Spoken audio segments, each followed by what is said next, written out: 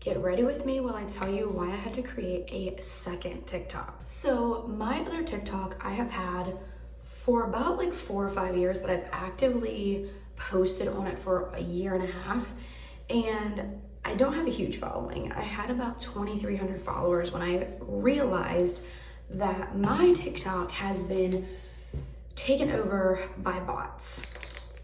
So last night, I was doing some research on why I cannot get my growth up and why my engagement is so low. I used to have about 500 to 800 views per video when I first started making videos back in December of 2022. And they weren't even that great of videos. Like the quality wasn't very good. They just, I didn't even edit in Splice. I edited in the TikTok app. So they weren't that great of videos. So I got to researching, and there's a lot of women out there who want to grow on TikTok and make this more, like they want to monetize it, which I've always wanted to monetize my TikTok for a year and a half now. And I've been really trying to grow my platform. But what I didn't realize was when people were following me like at a rapid rate, I was actually getting followed by a bunch of bots.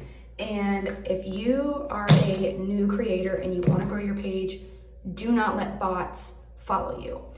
I did some research and found out that you can go in and kind of figure out who is a bot and who's not by seeing by how much they engage in other people's posts, how many people they follow, the whole 9 yards. There are other TikToks out there to kind of help you figure out like what a bot is and what is not a bot. But anyways, so I decided to make a second TikTok to grow organically and pay attention to who's following me, who's engaging with me, and what type of content I'm putting on it and everything like that. I feel like my content has improved a lot in the last year and a half, so I feel like it's, it should grow a lot easier if I can kind of filter out who's following me and who's not. When you're trying to grow your platform and you've been kind of spammed by bots, because it's really hard to get rid of the bots and change the algorithm on your page, because I feel like I've almost been shadow banned because of the situation. So I feel like instead of putting all this work into saving 1,000 followers, why not just start over, figure out who's following me, pay attention to who's following me, and be more mindful of the followers that I get. It was not a fun decision to make a second TikTok because I feel like I've put a lot of work into the other page. I have about 500 videos that I've posted in the last year and a half. And I don't want to delete the page because it's almost like a documentary of like my life since I became a mom, which is really important to me because it's been an amazing journey, and I love looking back at videos where my son is growing and like I was working my old job and then I quit my job and I became a stay-at-home mom. It's really fun to go back to that page and look at those videos. But I ultimately want to grow my platform and do this on a regular basis.